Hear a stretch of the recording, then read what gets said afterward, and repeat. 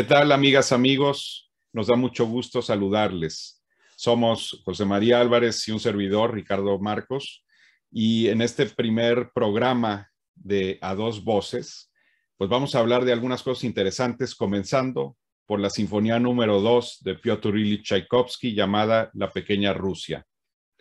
Pues antes que otra cosa, saludar a todos nuestros amigos, saludarte a ti, Ricardo, y pues en esta primera emisión de esta nueva aventura, Dos Voces, en donde pues vamos a hablar de muchas cosas musicales que seguramente serán del interés y también invitar a quienes nos están viendo y escuchando para que en su momento, si así lo gustan, pues nos hagan también sus sugerencias, si quieren que hablemos de algo en particular, y si quieren que pues abordemos algún compositor, algún género, obra, pues con mucho gusto lo haremos. En esta ocasión, como bien lo dices, Ricardo, pues se nos ocurrió hablar de Tchaikovsky, de este compositor ruso, nacido en 1840 y fallecido en 1893, su sinfonía número 2, que por alguna razón se titula La Pequeña Rusa o La Pequeña Rusia. Y pues que es una de las sinfonías, Ricardo, que no sé qué opines tú, que pues no se escucha tanto a diferencia de las sinfonías 4, 5 y 6, que históricamente son las sinfonías más escuchadas y de mayor éxito de Tchaikovsky.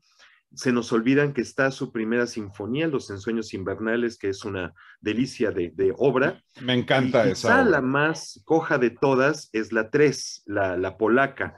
No lo digo yo, a mí en lo personal no me agrada mucho, la escucho y me gusta, pero no me siento a escuchar la sinfonía polaca de Tchaikovsky. Sin embargo, la 2, dentro de este grupo de 1, 2 y 3, me parece la verdadera joya por su cantidad de temas fantásticos que tiene, su vigor rítmico en los movimientos, pues prácticamente 1, 3 y 4, y además el contenido del cual vamos a platicar ahora, que es la música de donde sacó Tchaikovsky la inspiración para escribir su sinfonía. Entonces, de eso creo que es lo que vamos a platicar. ¿A ti qué te provoca esta obra? Sabes que a mí me gusta mucho, José María. Es una obra de estas que te capturan desde la niñez. Yo estoy seguro que muchas amigas, muchos amigos les gusta esta obra o se han acercado a ella. Además, hay muy buenas historias. José María, recuerdo, por ejemplo, una gran anécdota que contaba eh, un periodista que en alguna época decidió hacer una especie como de artículo largo sobre Leonard Bernstein y en algún momento le pidió al maestro, oiga, pues déjeme tocar algo para vivir la experiencia desde la orquesta. Y le dijo, bueno, toca el tam tam, que se escucha al final de la sinfonía. Precisamente hay un golpe de tam tam y hay que dejar que suene y ya después empieza la peroración final de ese cuarto movimiento. Y pues resulta que este periodista pues se equivoca y entra a destiempo y al final de esa ejecución Leonard Bernstein va y le dice arruinaste la pequeña Rusia. Pero como que Bernstein de alguna forma lo apreciaba y le dice te doy otra oportunidad. Y finalmente, y te voy a dar una entrada especial que es indiscutible en donde ahí le vas a pegar con todo a ese tam tam. Y así fue, y aparentemente ahí la sinfonía fue un éxito. Es una obra que está llena, José María, también de elementos folclóricos y que, por un lado, eso le provocó por primera vez que el grupo de los 5, estos compositores nacionalistas rusos, pues lo comenzaran a respetar. En 1872, Tchaikovsky hizo una tocada ahí entre estos compositores y aparentemente Rimsky-Korsakov y la esposa de Rimsky estaban muy contentos con la obra, ¿no? Entonces, de alguna forma creo que representa esa parte rusa de Tchaikovsky que a veces no se le respeta, porque tú sabes que siempre se le ha achacado como compositor académico, ¿no? Así es, y pues bueno, yo creo que lo importante de aquí es rescatar eso, el valor que tiene la música folclórica en ese momento histórico, en el siglo XIX, entre los compositores rusos, la escuela de Bohemia, por ejemplo, con Dvorak y con Smetana, pero en el caso peculiar de Tchaikovsky, que no perteneció al grupo de los cinco, sí, tenía todo su respeto y era como uno de los ejemplos a seguir, ¿no? Aunque no estaba dentro del grupo, era un gran ejemplo Tchaikovsky. Anotaste bien el año 1872, que es cuando este autor escribió su Sinfonía número 2, y es una época que él pasó, digamos que de verano, en una región en Ucrania. Él la pasó, digamos, de veraneo en Ucrania, en la región de Kamenka, y ahí fue donde empezó a recopilar diversos temas populares de esa región, de ese lugar geográfico que es Ucrania, y le dan forma prácticamente a toda la sinfonía. Especialmente hay cuatro piezas populares, una de ellas es Bajo la pequeña madre Volga, que es como una marcha nupcial y que escuchamos en el segundo movimiento de esta obra. Y también la utiliza en su ópera Undine, por cierto, que es, bueno, es una pieza un poco anterior, pero es un tema recurrente también en Tchaikovsky en estas dos piezas. Gira Rueca Mía, Vende el látigo y cómprame unas botas, y la grulla, que es la parte, digamos, final, la parte muy rítmica, muy alegre, muy vibrante, que es así como concluye esta pieza. El compositor ruso, digamos, de alguna forma, respetando y llevando a un nivel de las salas de concierto la música popular de los ucranianos. Creo que ahí es donde estamos empezando como a ligar una cosa con la otra. Hay una cosa rara aquí, ¿no, José María? A mí me parece muy ruso Tchaikovsky, no sé qué pienses tú. O sea, yo sé que para fines académicos siempre se le colocaba como académico, como formado en conservatorio, mientras que los cinco, Rimsky, Mussorgsky, Borodin, etcétera, pues habían sido formados de forma autodidacta o estudiando con Balakiriev, ¿no?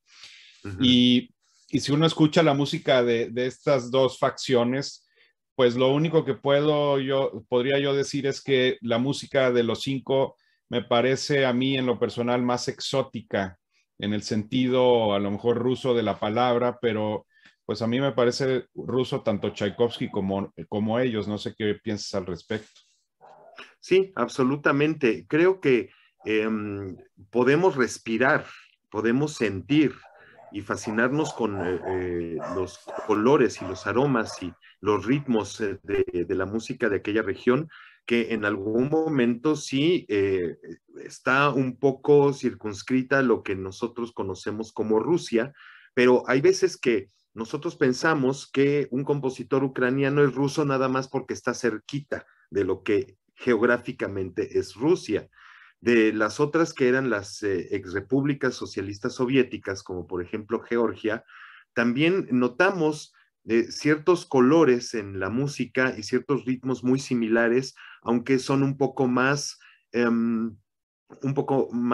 fuertes los ritmos, son mucho más decididos, más puntuales. Ahí está la música de un compositor que también nació en Georgia, pero todos adjudicamos a que es armenio, que es Aram Hachaturian. Digamos que el folclore está en muchos de estos autores, no solo en el siglo XIX y el principio del siglo XX, y cómo de alguna forma, ya no quiero salirme mucho del tema, pero en el momento después de la Revolución de Octubre, cómo se solicita a todos los artistas ya soviéticos que tengan que enaltecer los valores patrióticos, artísticos de su patria, olvidándose de los formalismos, como por ejemplo se le tachó a Shostakovich en su cuarta y quinta sinfonías.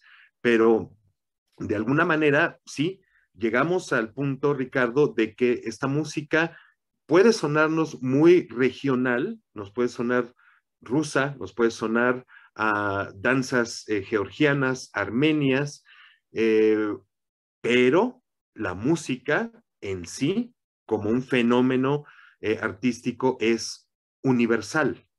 Tchaikovsky habrá nacido en tal lugar en Rusia, como nació José Pablo Moncayo, mexicano, en cierto lugar en Jalisco, pero son universales.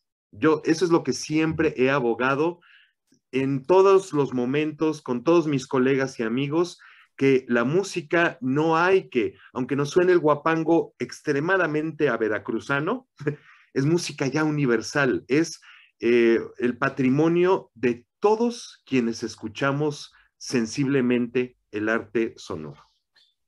Ahí hay algo interesante, José María, también. A ver, he escuchado recientemente que lo de pequeña Rusia es peyorativo. ¿Es peyorativo el término? O sea, ¿lo era en la época o es algo que más bien es peyorativo ante las sensibilidades de hoy?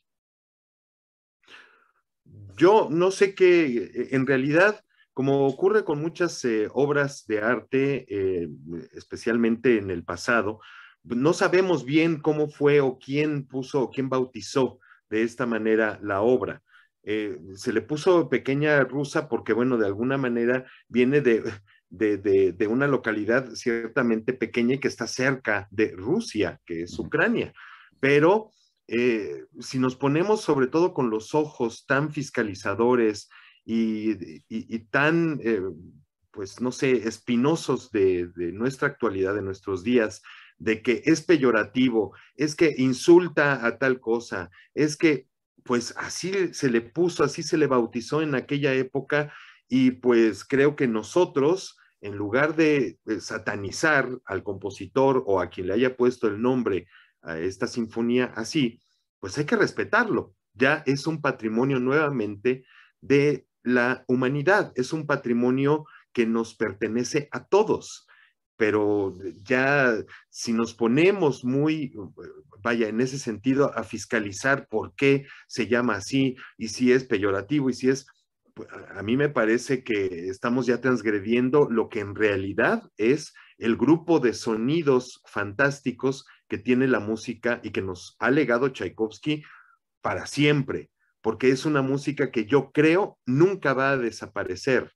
Algunos compositores y compositoras se han quedado en el camino, se han quedado en los archivos y aunque en su momento fueron muy recordados y muy aplaudidos, de repente el tiempo pues ya los ha llevado a archivos y es muy doloroso, pero yo creo que es importante saber que Tchaikovsky, junto con Mozart o Bach, Beethoven, estos autores serán escuchados hasta el fin de los tiempos, ¿no? Oye, hace un día, de hecho, la Filarmónica de Cardiff, en el Reino Unido, en Gales, acaba de cancelar un programa todo Tchaikovsky, que incluía la obertura 1812, y te voy a leer aquí textualmente las razones. Es que se considera inapropiado por la invasión de Ucrania y porque creo que hay algunos músicos de la Filarmónica de Cardiff que tienen lazos con Ucrania. Hace unas semanas también la soprano Anna Netrebko fue prácticamente cancelada del Metropolitan Opera House de Nueva York porque no le pareció a Peter Gelf, al general manager, que su reacción haya sido la adecuada. Ella, por cierto, en una carta abierta al público había dicho que, eh, que rechazaba la guerra, que no le gustaba la guerra, que quería que se acabara la guerra, pero que nadie debía de forzar a ningún artista el hablar en contra de su propio país. Eso fue lo que dijo Anna Netrebko, palabras más para palabras menos. Y a Valery Gergiev, pues le acaban de cancelar su contrato en Múnich y le cancelaron también su festival en Rotterdam y lo están sacando de todas las pues de todos los compromisos que tenía en Occidente, incluyendo una gira con la Filarmónica de Viena en Estados Unidos. Entonces, llegamos a un fondo de debate interesante, ¿verdad? O sea, la cancelación o la no cancelación, y yo considero que, al igual que tú, que el arte es universal. O sea, ¿Qué culpa tiene Tchaikovsky del bombardeo que es tomado? No solamente, es una decisión que no solamente toma Putin, hay que decirlo, es la gente que está con él ahí alrededor, y me parece que es una de estos casos en donde vemos la doble moral occidental. No sé qué piensas tú al respecto. De alguna manera es muy doloroso, pero este tipo pues de circunstancias son reales. Eh, yo lo he definido de una manera, Ricardo, y a lo mejor suena muy atrevido, pero el hecho de la cancelación únicamente se ha visto en regímenes fascistas. El hecho de cancelar, el hecho de tapar, recordemos la persecución, eso sí, en otros términos totalmente, pero hay que recordarlo siempre, la persecución de los artistas judíos cuando empezó a ascender el nazismo. La quema de libros. La quema de libros, son momentos que hay que recordar, ni tú ni yo los vivimos, pero en mi caso, mi padre español, en paz descanse, él fue parte de una patria que tuvo que él dejar, no porque él lo quisiera, sino porque tuvo que huir de una guerra civil. Entonces, son cosas que uno ya trae en la sangre y uno empieza a estudiar y empieza a saber qué es lo que ocurrió históricamente.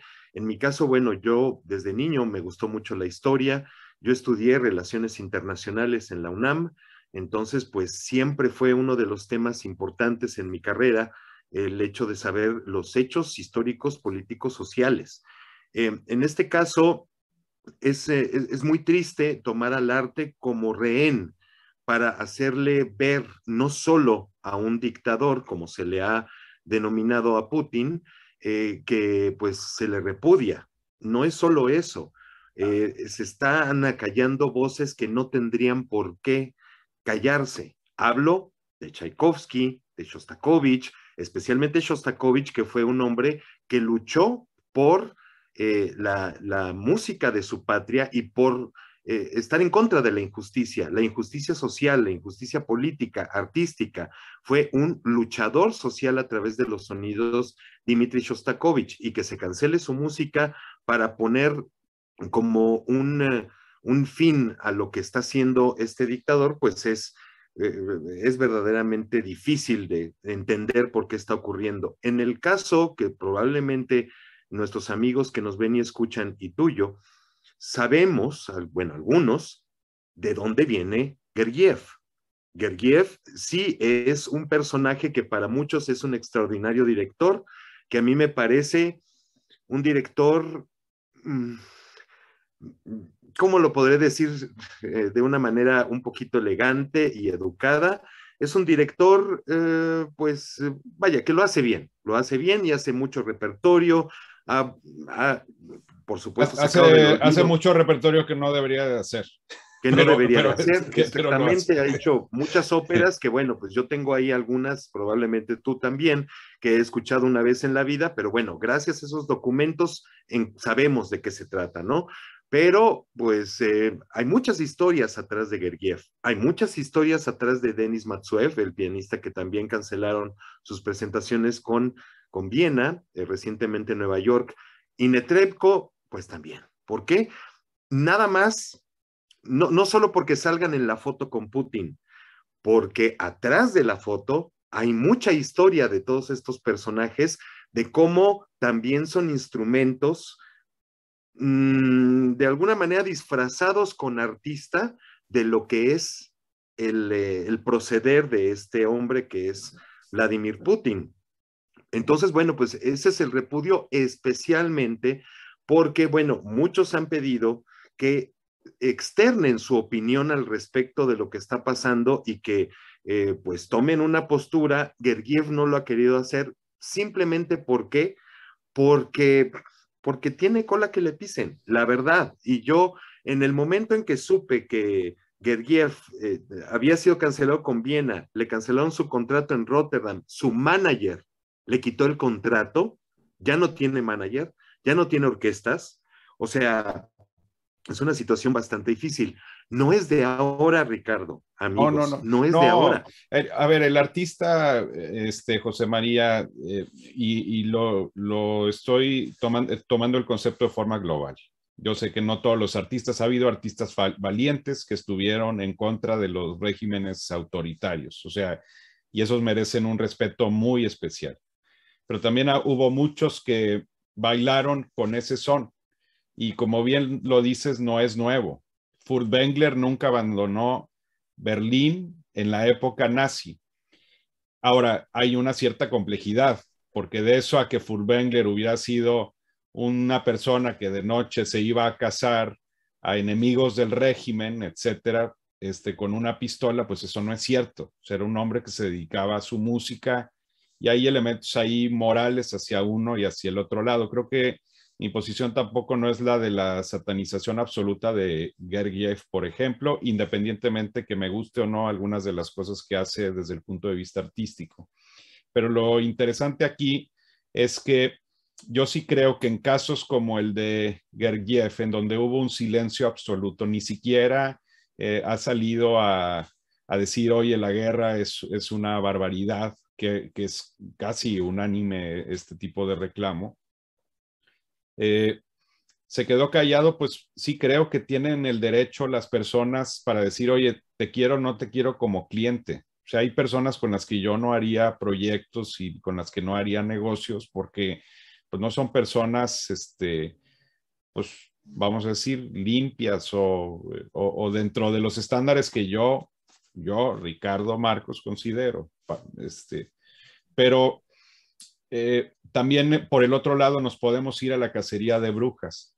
En mi opinión, y es cierto lo que tú dices de Ana Netrebko, yo considero que sin embargo su respuesta fue una respuesta sensible. Hay quien dice, no me parece que haya sido sincera o no, pues eso no nos corresponde porque además le vamos a jugar a ser psicólogos, no podemos, lo único que tenemos entre nosotros son las palabras que vienen de las personas. Y si tomamos fidedignamente la palabra de Netrebko, pues dijo que la guerra le parece absurda y que tiene amigos ucranianos. ¿Qué quería Gelb? O sea, que renunciara a su nacionalidad. O sea, y me parece que también la doble moral, porque por otro lado, en su momento, cuando ha sido conveniente, pues Estados Unidos también ha hecho sus invasiones, ¿verdad? Así es. Eso es real. Entonces, ¿dónde queda, digamos, un punto medio que yo creo que a muchos nos preocupa también? Que quede muy claro, yo estoy totalmente en contra de la guerra ucraniana porque luego no nos vayan a colgar aquí santitos. Pero de eso a la cancelación, a lo mejor de algunos artistas, porque en el caso de Gergiev, casi que diría yo, están en su derecho en cerrarle la puerta, ¿sí? Y hay quien dice, bueno, son medidas de presión también, porque ya que no se puede uno meter en guerra porque se podría poner esto terrible, hay que ver por dónde se presiona, pues sí, pero también hay artistas que viven perfectamente de su arte. ¿Y qué culpa tiene Pushkin, Tolstoy? O sea, si nos vamos más allá incluso de los artistas vivos el día de hoy, ¿qué culpa tiene el arte, que es un arte universal? Ese es un punto que creo que es fundamental. Es un arte que ya trascendió las barreras nacionales, ¿no? Sí, pues mira, Ricardo, coincidimos en eso y antes de que retomaras la palabra, justo iba yo a decir, no es de hoy lo de Gergiev. Durante muchos años, prácticamente más de 15 años, desde hace más de 15 años, 20 años, cada vez que llega Gergiev a Nueva York a dirigir en Lincoln Center o en Carnegie Hall, ¿qué es lo que ocurre? Hay protestas.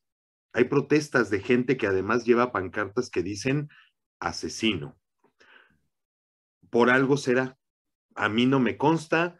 Sí sé mucho de la historia secreta de Gergiev, que es verdaderamente angustiante darte cuenta de cómo, bueno, como un artista, bueno, pues sí, todos tenemos un lado oscuro, pero cómo de alguna manera se presenta como inmaculado, teniendo un pasado y presente que son muy, muy, pues son muy difíciles para la humanidad, pero ahí está la realidad, o sea, la gente lleva ese tipo de carteles afuera de los conciertos y ha dirigido y con muchas revueltas afuera, pero hay antecedentes, entonces no es simplemente, he leído muchas publicaciones como ocurre ahora en las redes sociales, en donde todos opinan o todos opinamos al respecto.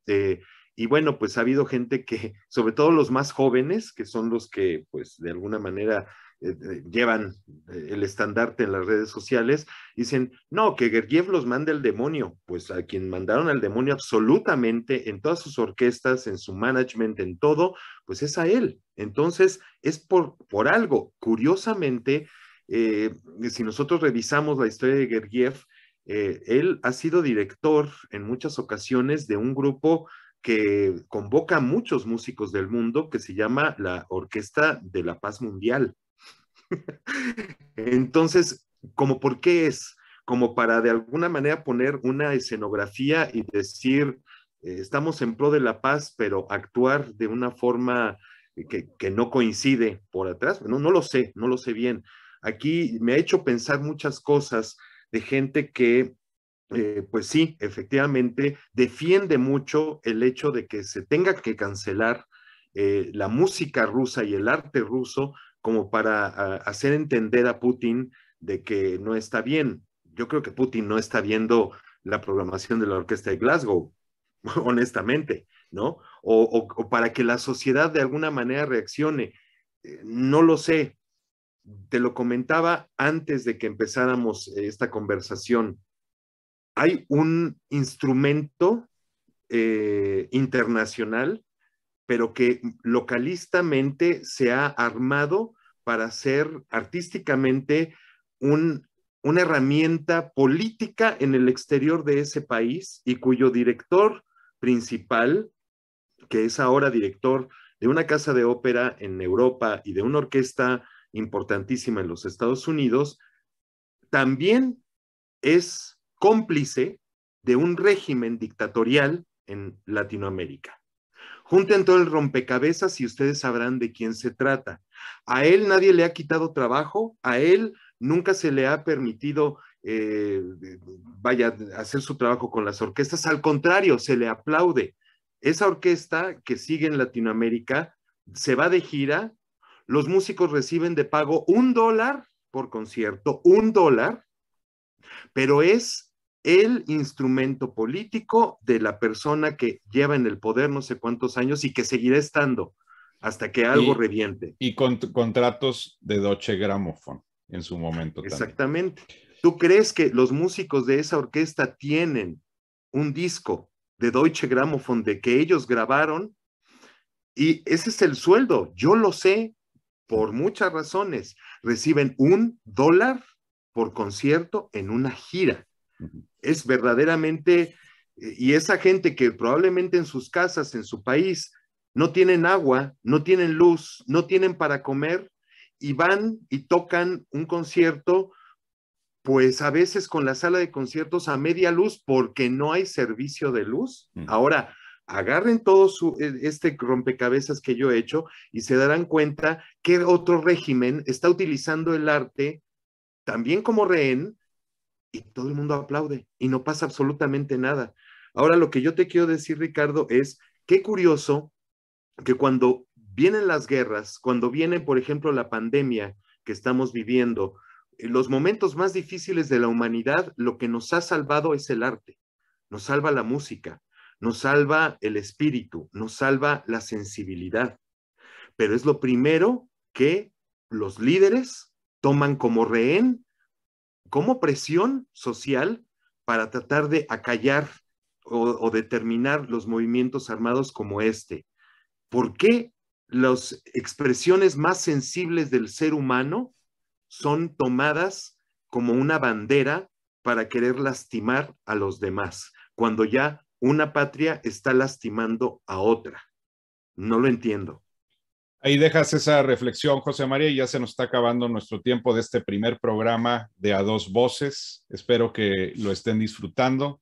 Y pues, a ver, José María, una recomendación tuya de La Pequeña Rusia. Cerremos con música. Como tú bien dijiste, las artes están por encima de las cosas.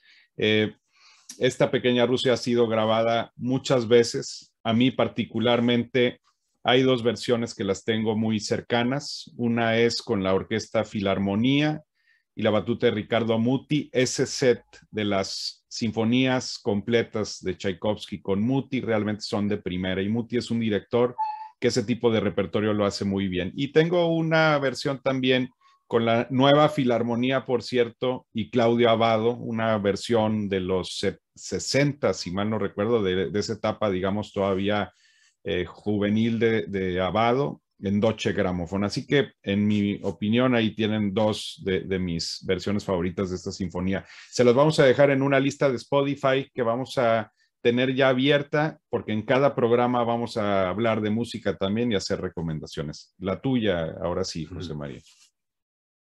Claro, hablaste de Abbado, y si hay alguien que de repente se encuentre por ahí, Abbado y Chicago huyan de esas versiones. Abbado era un gran director, pero esa colección de Tchaikovsky con Chicago en Sony es verdaderamente horrible. Rápidamente, la personal, solo voy a decir una, y que es ciertamente reciente, de hace unos cuantos años, es la Filarmónica Real de Liverpool con Vasily Petrenko en la dirección, que se me hace, tanto orquesta como director, hacen un trabajo en Tchaikovsky verdaderamente espectacular, así que los invito también a que la busquen. Por cierto, Petrenko fue de los que ha reclamado la guerra contra Ucrania, hay que decir. Así es, y de hecho creo que dejó su puesto. Él ya tenía una orquesta en Moscú, junto con la Royal Philharmonic en Londres, y decidió también irse de Moscú. Así que, pues, aplausos también a Petrenko, a quienes de alguna manera, pues hay que luchar de nuestra parte, pero hay que luchar con lo más valioso, con la cabeza fría y con el corazón y con el alma, de alguna manera inspirar a los demás. Nuevamente, no a la violencia, pero no está en todos nosotros, aunque digamos está muy lejos, no, está en nosotros promover el no ser violentos, el ser pacíficos, el ser hermanos, porque eso es lo que somos a pesar de las latitudes. Amigas, amigos, gracias por haber sintonizado esta primera emisión. Déjenos sus comentarios, son muy importantes para nosotros, sobre todo pues, que estamos arrancando este proyecto. Y si quieren, si tienen temas que quieran sugerir, pues son bienvenidos. Iremos construyendo, creo yo, una calendarización muy interesante para ustedes. Muchas gracias, José María, un placer.